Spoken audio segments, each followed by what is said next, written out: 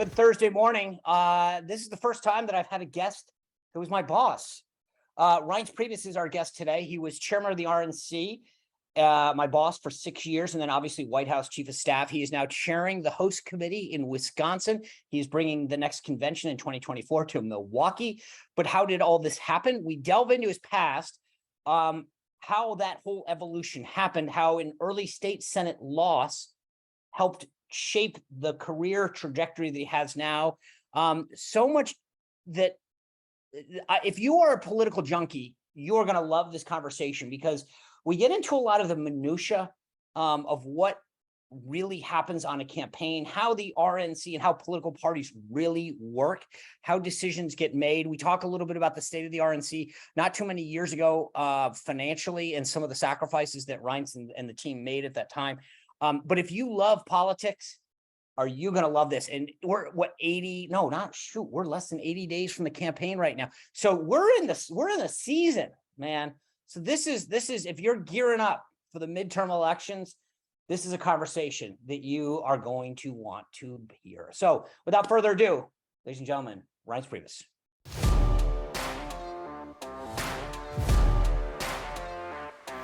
All right, folks, this is a first. We've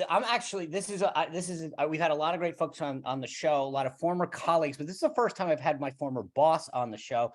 Reince Priebus, welcome to the podcast. It's odd. I've prepped you for a lot of interviews, and now this is the first time I'm interviewing you. Yeah, I had to prep myself for this one, Sean. So I mean, don't take advantage of all of this, but it's good to be on, and obviously you've gone to bigger and better places. No, and a lot of it is because of you. So let's just get that out of the way early.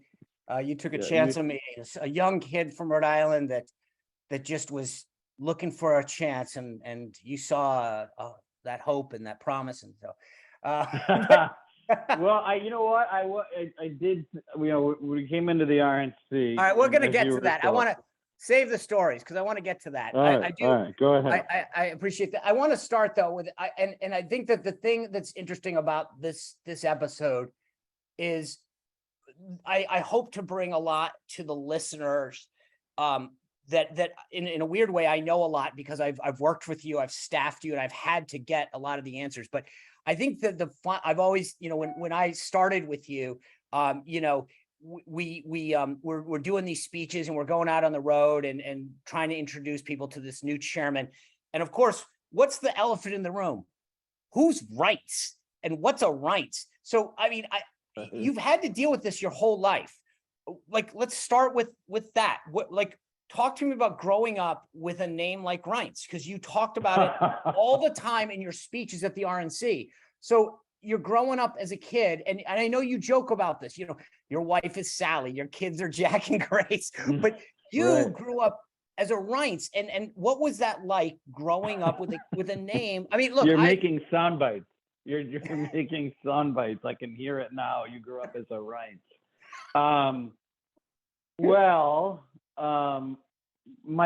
My mom was born in Sudan, and it's not a strange story, but the Greeks and Italians back in the 60s and 50s, Northern Africa was sort of the new frontier.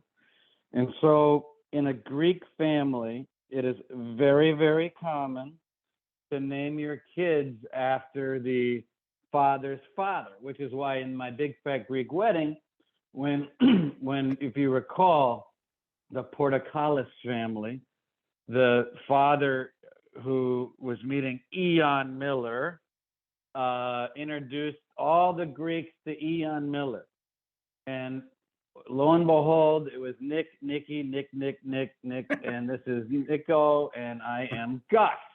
Well, that is very common. So I'm born in this Greek family that moved from Northern Africa to New York, New Jersey, eventually Wisconsin. And what do you name the child? Well, it turns out that my father's father is German, and that was his name. So there was really no thought about it, no like, hey, I wonder how this is going to play out. but it is one of these names that is, I'm happy I have it now, but I can assure you Well, I was going to that say, on the first day of school, it was always like terror. And I would be thinking to myself, oh my gosh, I got to meet all these new people. I got to start over, and it's the name. But you know what? Now it is a good thing, because there's just no one with this name. I mean, I got my own. How many people have their first name as their Twitter handle? I was going to say, I mean, that's the thing. As you get older, it becomes very distinctive. It's like there's no one goes, which Reince are you talking about? It's that's right. Oh, Plus, right. All right. So so the kids, so I killed off this tradition. You understand? I mean, so like you said, it's Jack and Grace, and that's it. So it's over now. And but I'm happy I have it now. And but yes, it has been a very troublesome thing. When you went to name your kids, were your parents sort of like, what do you mean you're killing this off? Like, you have an obligation? No. They're like, hey, we got it. No. They've heard enough whining and complaining over the years from me about it all, that they've sort of just, and then there was no expectation whatsoever. Right. They were like, okay, sorry about that. I want to fast forward. I want to fast forward because we'll just let that go on. You go on to law school. You get a great job. You become a partner at probably the prestigious firm in Wisconsin. And then you go on to run for the Wisconsin State Senate. You lose that race. But I think that the thing that I always find so fascinating when looking at people's lives is so many times it's those moments that are the pivotal moments in their life. Like, had you won that state Senate race, you wouldn't be where you are today, I don't think. What did you take from that loss? Well, first of all, you're right. So I ran for state Senate in 2004 in a presidential year in Kenosha, Wisconsin, which for the listeners is at the time was pretty Democratic, and in fact did not have a Republican representing that area for 30, 40 years. So I was honestly, looking back now, maybe dreaming a little bit, but not knowing what I know now about all these things, that at the time I thought I was going to be taking on the world. I was going to shock everyone and win this thing. It came really close. In fact, the Milwaukee radio TV station had me down as the winner. I knew better, even with the check mark next to my name, knowing where the numbers were coming in. And I said to Paul Ryan at the time, who was still the congressman there, we were close friends, like, that's not going to hold. So that's not going to happen. But you're right. I would have lost, even if I won in 2004, it's a 4-year seat, I would have lost 4 years later because Barack Obama came into Wisconsin and blew the doors off. And there was just no way I was going to go against that grain. So I would have certainly lost 4 years later. But between the time I became chair of the Republican Party of Wisconsin. But that's the thing, is that you went from wanting to run for elective office where you would have been dealing with policy to saying, let me focus on party politics. Why? What was that? What was the turn? Well, I always loved party politics. It was really what drives me. And me, I love the politics of campaigning and finding the right candidate and the right message. But just to go back, Sean, I was involved in the Republican Party in Wisconsin and the Kenosha County Republican Party when I was in high school. And I know it's kind of like a nerd alert. I did other fun things. I wasn't like a complete nerd. I was a fun person to be with. But honestly, I loved it. And I loved that part of politics. I was I was involved there. I was the congressional chairman for the party, and then I ran for state senate, and then I got back into the state. But you're right. I mean, God opens up these doors, and takes at the time this horrible disappointment. I was very young, embarrassed that I lost, and I thought I was going to be like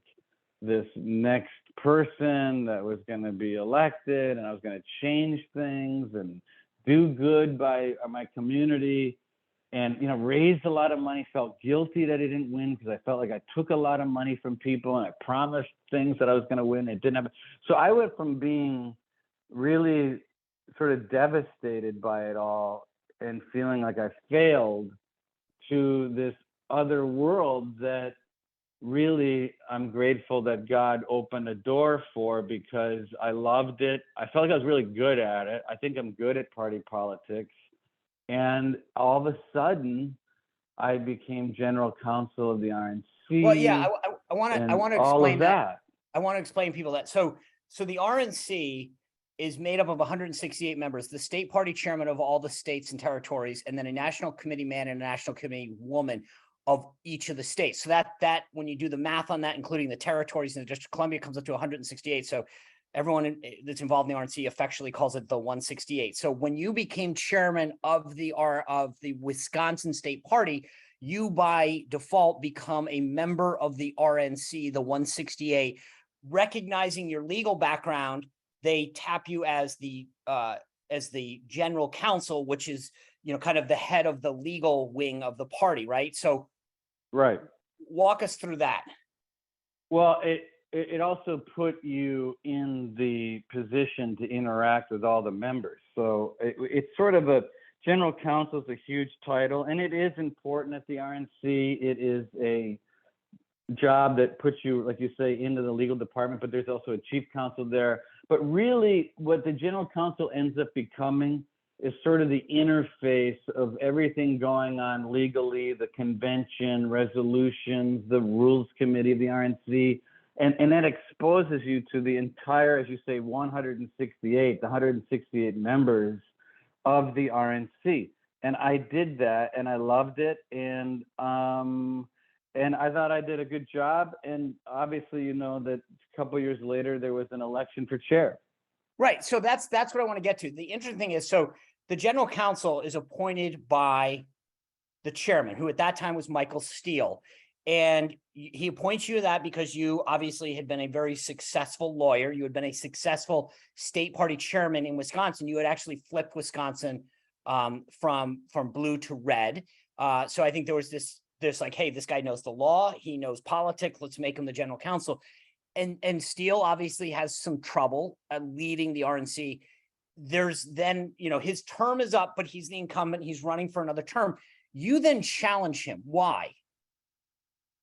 Well, I thought, Sean, that number one, I knew the votes. I knew that at the time he wasn't going to be successful in re-election. Lots of folks tried to talk to Michael about not running, knowing where things were going to go. Almost his entire team walked him through that, and knowing where that was going to head, and knowing where we needed to go on the RNC, and knowing what we had just done in Wisconsin in taking a state that had nothing when it came to Republicans other than our rising star at the time, Paul Ryan, it really was something that was remarkable. And a very large group of people came to me and said, look, we can win this thing. It's really the only road, I think, that is going to be successful.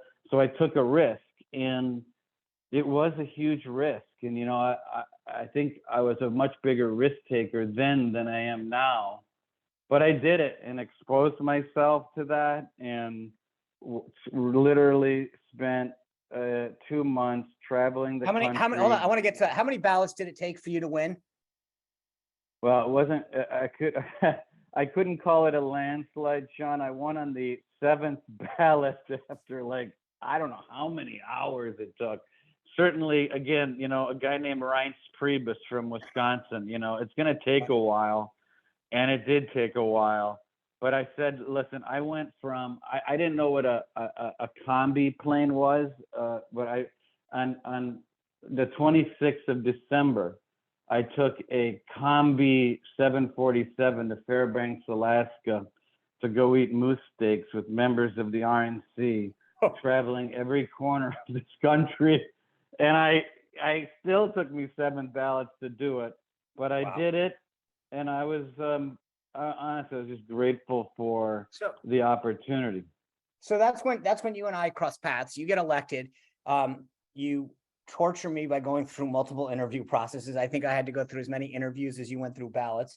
I don't remember that. I remember I'm one kidding. interview, but that was the only one I was in. No, I'm kidding. I'm kidding. It was actually a pretty painless process, but so we walk in the door and it's funny because to me, I always tell people like the RNC was sort of like one of those jobs I never thought I'd get, but it was always like a dream job to me. Like you, I've always loved party politics. I've loved this is like, I love the ups and downs and the ins and outs of campaigns and races and the minutia of this. And so I'm like, wow, I get this huge opportunity. I remember walking in the door and I put together this plan for you and your chief of staff. And I finally get hired. And then I'll never forget this. I tell this story all the time. I go up and I talk to your chief of staff at the time. And I'm like, after you had decided to hire me, and I'm like talking to him about implementing my plan. And he's like, what do you what do you mean? And I'm like, well, I presented this plan to me, you hire me. And so like, I kind of want to execute it. So how do we go about doing this? And he's like, I don't think you get it. Like, we're in massive debt. like we like your plan, but this isn't gonna, we're getting by. So walk everyone through where you walked into the RNC. What was the environment there? And kind of how you had to dig yourself out of what you had to dig yourself out of. Yeah. So first of all, let me just emphasize one thing, and then I want to get to that I learned a lesson about taking risks. And I think back to running for chair as a good lesson that when it doesn't really look like you're going to be able to win, and it doesn't feel like it's for sure. And in politics, people are oftentimes afraid of taking risks when things are like that. I think I would just encourage people that taking risks can change your life. And that was certainly the case for me. So as far as like the situation, yeah, I did win on the 7th ballot, but I walked into a party that was 26 million in debt. Both credit cards were suspended for non-payment. And I had to figure out how to bring donors back to the RNC when they were already inclined and they were ingrained to give all their money to the Congressional Committee and the Senate Committee. And at the time, people forget, there was a aggregate federal limit, meaning there was only so much money federally an individual could give to a committee. So if they gave maxed out donations to the 2 other committees, I would call them and they say, Reince, I think it's great what you're doing. First of all, they say like Reince or Reince or something like that. But Renee, I think it's great what you're doing at the RNC. But hey, I'm already maxed out over here. I'm sorry, I can send you like $5,000, but there's not. So we had a total mess. On top of it, the mail wasn't coming in because the postage wasn't paid. So I mean, it was very difficult digging out. But I think the greatest achievement in that first year was being debt free. So not only paying all the debt, paying our operating budget, getting everything straightened out. I mean, we had 80 employees total at the RNC. I don't even think it was that many, but it was it was like 70 something, but we had very few employees total for the entire country. The biggest political party in the world, Barack Obama, had 800 employees in Florida alone. But by the time we got ready for the presidential, we were a solid organization. We had grown out of our debt. We had put money in the bank. We fully funded the presidential trust, which is the money that gets shared with the presidential nominee. And we were off to the races. And so, yeah, we were pretty lean. So, and by the way, we played a game. You remember the game we would play? Well, I was going to ask. So I was going to say, you had brought in this guy named Ron Weiser, who had been a longtime fundraiser, and you had sold him on your plan to revitalize it. But then you and him, and Ron Weiser's a rich guy, but you guys both sort of started to make it fun to figure out how cheap you could be when you went and met with donors. Give me an example, or sort of the best way that you guys like went tit for tat to save money. Well, we had a bunch of people play this game called Living Off the Land. And we would send each other pictures to show how long I could go in the day without spending any money. So it would be like, I got a free beer at this airport lounge and take a picture of it. I would get piles of pretzels and a free salad. We would go to 7-Eleven and say $1.79 Diet Coke and a hot dog, living off the land. Or we would eat 2 lunches or 2 desserts at a dinner that we would be speaking at, and then take pictures of each other. So we would literally, and Ron Weiser had a cabinet, if you recall, on the 3rd floor of the RNC, because he would stay at a hotel next to the RNC, but he would take little boxes of cereal from the hotel and put it in his cabinet, and I know it sounds nuts now, but at the time it was kind of funny. We would eat these free boxes of cereal at the RNC. Now, granted, we were not poor, we were not starving, but it was more of a fun game to show. And well, it's a have respect fun for with the each other donor's about money how too. much- how we were saving money. And we did it. And the other thing we did was, on a serious note, the other thing we did was we opened up the entire financial system at the RNC to all of the former finance chairs of the RNC. So like Sam Fox, Al Hubbard, Mel Sembler, Howard Leach. All these famous finance chairs of the RNC would come to the RNC once a quarter. They would have full access to all of the accounting, and I would be no hiding anything. Say, here Free it all is. cereal. Help me fix this. And you know what? When you open yourself up and you allow all of the big dogs from the past to come around, the former chairs, Ed Gillespie, Haley Barber, Jim Nicholson, you come in, I want you to see everything going on. And they all talked to other people that they knew, and they said, okay, this guy here is really doing a pretty good job and he's trying to fix it. There's nothing for you to be worried about. That really helped the credibility of the RNC. So interestingly, you right the ship, you raise the money, you fund all this stuff. 2012 election comes along, Romney loses the election. The interesting thing to me, historically speaking, the RNC doesn't really shoulder a lot of the blame. But we go on to do this post-mortem. I hate the word autopsy. I hate it. But it's been one that the media has picked up on. We called it the Growth and Opportunity Project. I still think to this day it was one of the greatest things ever, because it was the first time a national party, to my knowledge, looked back on what it was doing right and how the party writ large, not the RNC, the party writ large, could improve how it did business. And it looked, and I still think it'll go down in history as one of the greatest things done.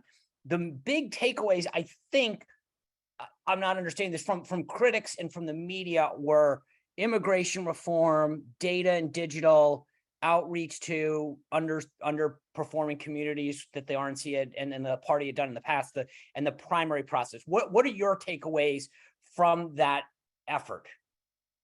The takeaway for me was, number one, the National Party wasn't effective in as effective as it needed to be in the mechanics and all the boring stuff that parties do. It was not where Eric Schmidt and Google's people and Barack Obama's people built, and what I really tried to model our efforts after in building the biggest digital and data, voter identification, voter turnout, consumer data-driven modeling that just takes years and years to create. And when you're sitting at a federal dollar limit at the RNC on 26 million in debt, there was just no possibility of matching what Barack Obama's team put together. And they were good. They were really good. And I never will say anything differently about their team. But over time, I changed this environment at the RNC. But I also knew that we couldn't be a party that showed up in Black and Hispanic communities 2 months ahead of time. It just wasn't working. And by the way, our people aren't elected that way. I mean, if you have to actually be in the district full time, and if you're not, then there's no one going to be there, because the congressman is not Republican, the state senator is not Republican, the state assembly person is not Republican. So unless you put people on the ground on a full-time basis, you're just not going to improve yourself. So that was the biggest, those things, data-driven, being in the communities, being a part of things, speaking about what you believe in, and actually going on CNN, MSNBC, all the networks, fighting about what you believe in. Those are the things that I think are needed. They're still needed today. Now, granted, the party is doing it now, but that at the time, while it seems pretty normal and logical now, at the time, that was something that was new. I mean, the idea that the National Party is going to be transferring 50 grand a month into a state party to go fund a center in Black and Hispanic communities full time, that was not what was being done, but we changed that. So the thing that was fascinating to me is, we lose in 12. We look at ourselves very honestly, I think, make these changes and improvements, and then go into the 14 midterm elections. I always tell people that, you go in and we weren't expected to do that well. We end up taking back the Senate, winning more seats in the House since 1918. And I tell people that you kind of look and say, okay, that's great, but you haven't won the big game yet. And in politics, winning the White House is the big game. And I think that that's kind of what drove you to want to run for a third term.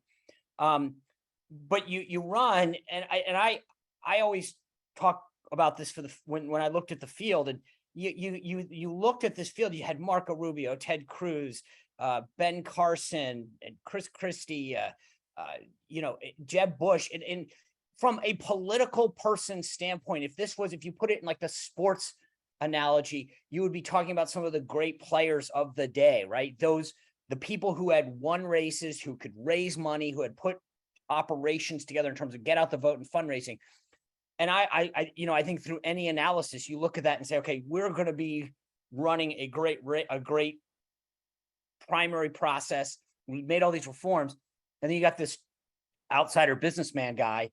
And I think it was fascinating. What was your take as you looked at all of the reforms that have been made, the sort of that you had done the test in 14, you had knew it worked, all of this data now proved that we knew what voters were, we could touch them, we could mobilize them, but then we suddenly found ourselves with this candidate that nobody expected, that didn't have a political background, and sort of, I always tell people it was like the Reese's peanut butter cup ad where the peanut butter falls in the chocolate, and the RNC and the campaign are like, maybe we could work together. Yeah, that's a huge question. I mean, it was definitely something that I don't think anyone expected. Certainly I didn't. But at the time, I just wasn't sure where it was going to go. By the way, the Trump phenomenon started strong, and it actually never ended. I mean, there was never like a point to where, occasionally like Ben Carson came up a little bit and then popped back down. Occasionally someone showed up and then they got knocked down, but it was always there. It wasn't like it was some sneak attack and suddenly like, oh my gosh, this is going to happen. No, it was more like, well, I don't know if this is going to last. Is he really going to be the nominee? And people were saying, is it always never, the candidates always come and go and someone's going to rise up. But what's funny about with Trump was he just kept getting stronger and stronger and stronger and stronger, and it wasn't fading away. And I remember in the late summer of 2015, maybe August, because I used to go to Wisconsin for the month of August at my house there, and I liked that. And both of my neighbors, one was a Union Democrat and one was a Republican, but kind of like a very establishment kind of Republican. And I asked him, what do you think? And my Democrat neighbor, I love Trump. I'm going for Trump. I said, you're kidding me, Jeff. Like, oh, this guy's great. Everyone at the office loves him. I'm like, wow, okay. Then I go to my other neighbor, me and Sandy, we love Trump. Can you get me a Trump hat? I'm like, oh my gosh, here we go. This is where we're going. So it wasn't a shock to me. And here's the other thing, just to get all this real quick in. the one I think back on this issue with the RNC, and people like to talk about this, but in many ways, President Trump actually empowered us at the RNC that I don't think a lot of the establishment people would have done. And when Mitt Romney was the nominee, I mean, they had people at our office. They're like, no, we got to do this. This is how the convention's going to go. This is what video we're going to play, and you need to listen to us. Like a lot of times the nominees sort of partially take over the RNC, but Trump didn't. I mean, in many ways, what they sort of didn't know was sort of like they didn't really push us around. They actually empowered us, which is why I think the programs that we set up, the data things that we did, and I think that Kellyanne and Steve Bannon and David Bossie and all the people on the campaign side would say the same thing, that it was granted.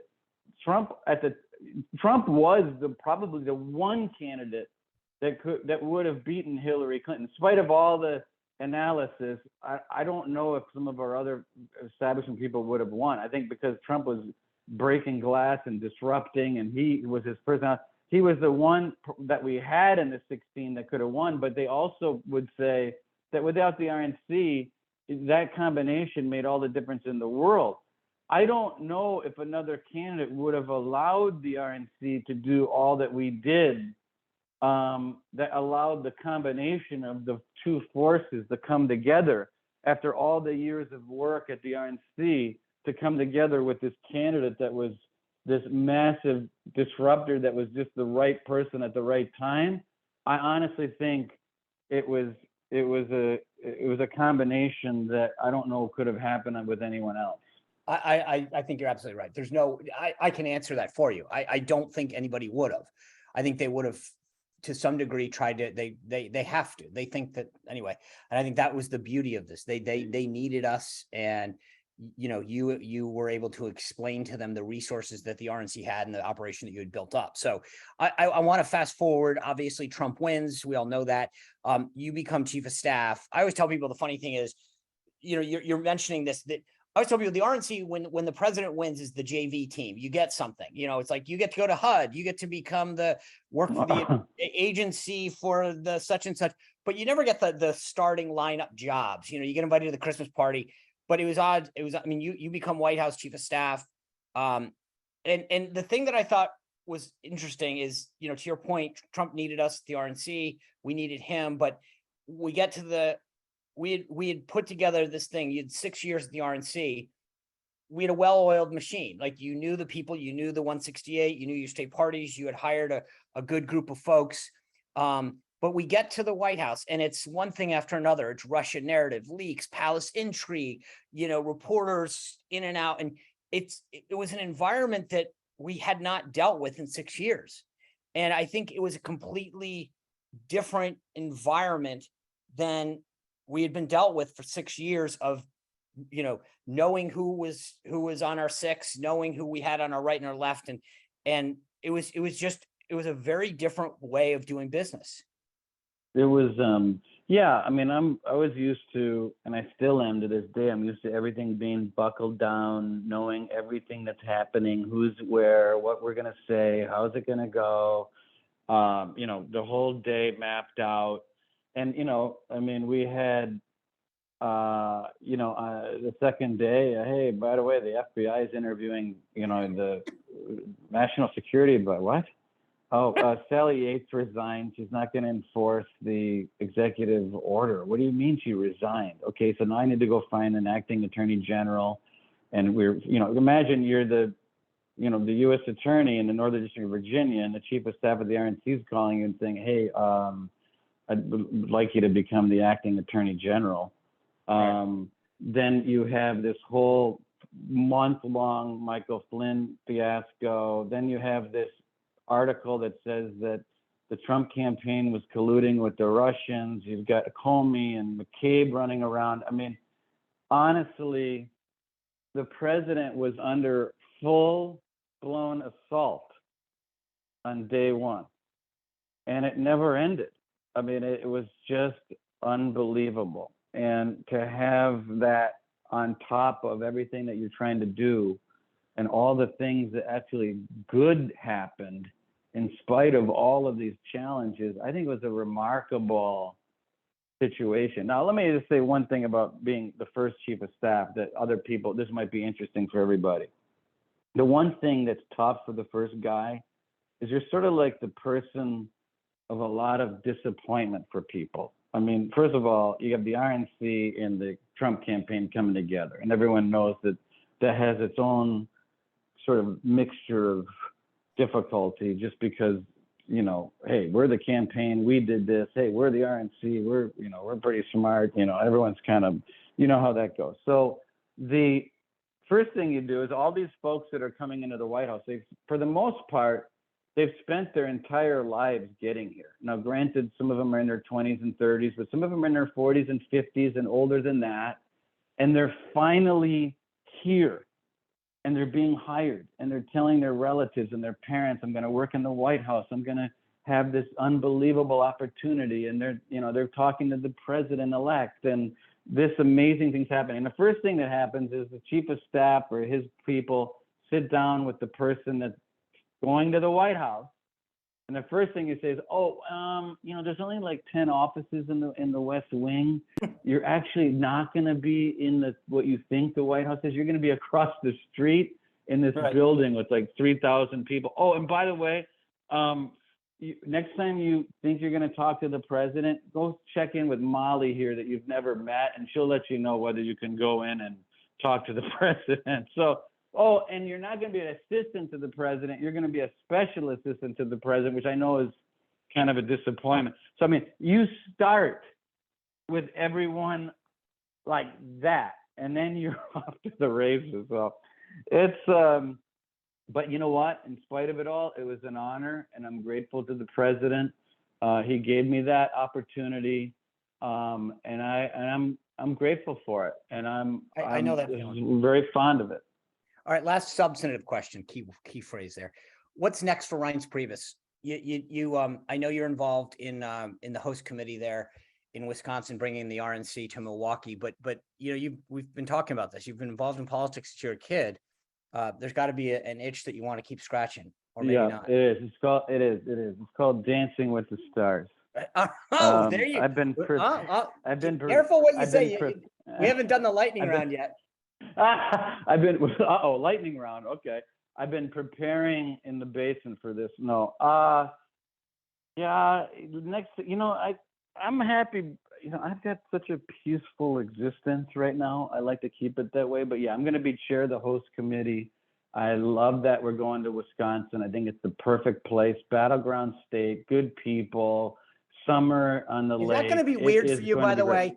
Reince, do you think that's going to be weird being the chair of the host committee? You know what it's like to sort of be because you and I both know the host committee wants to be the big dog. The RNC comes in and says, thanks for raising the money.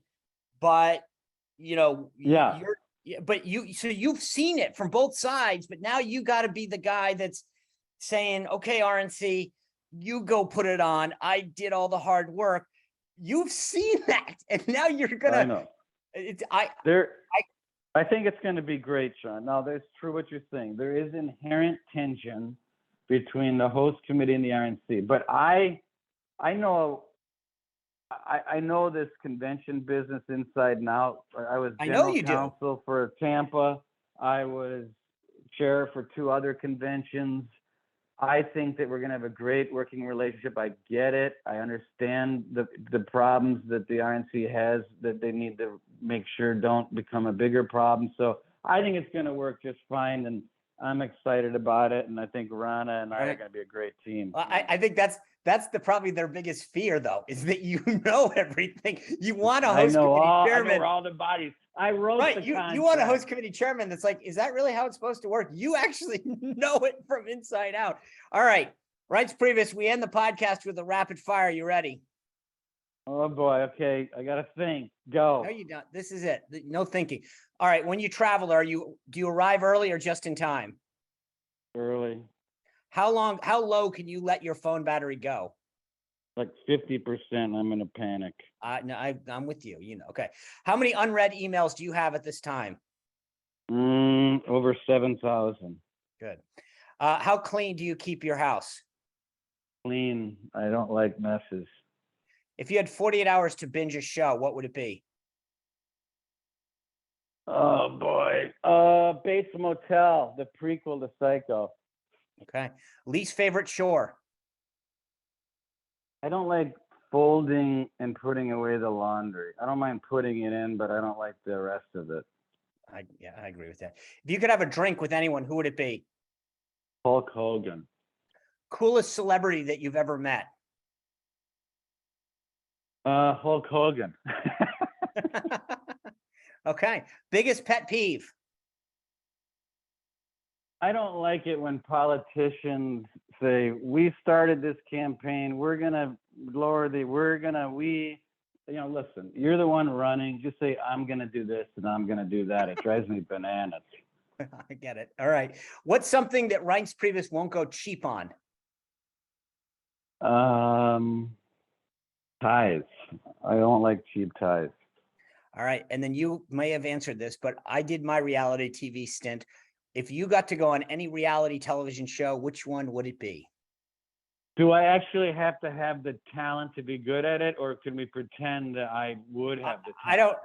You just have to go on it. You can flail. I don't care. You just which one would it be? I think Last Comic Standing, because I think I could surprise some people. Okay. All right. We're gonna do a quick pronounce round. That's it, and then it's over. Data or data? Data. Gala or gala? Gala. Iran or Iran? Iran. Caramel or caramel? Caramel. And finally, aunt or aunt? Oh, caramel.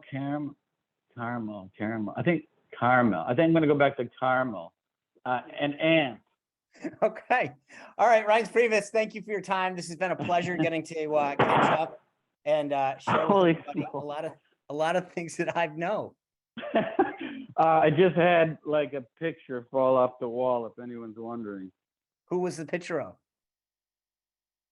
It was a picture of nothing. It's like a blue glass thing with silver on it that's like in like 10 pieces. Well, at least it wasn't like the hopefully the big frame picture of you and I that's sitting in your office. Yes. No, you and I, just you. I'm not in the picture. Okay, I'll send you a signed one though. I'll do that. Anyway, yes, thank you for your time. You have some of these crazy outfits on from Dancing with the Stars. It's just one crazy outfit. Anyway, thank you for your time. It's been a pleasure. We'll catch up soon.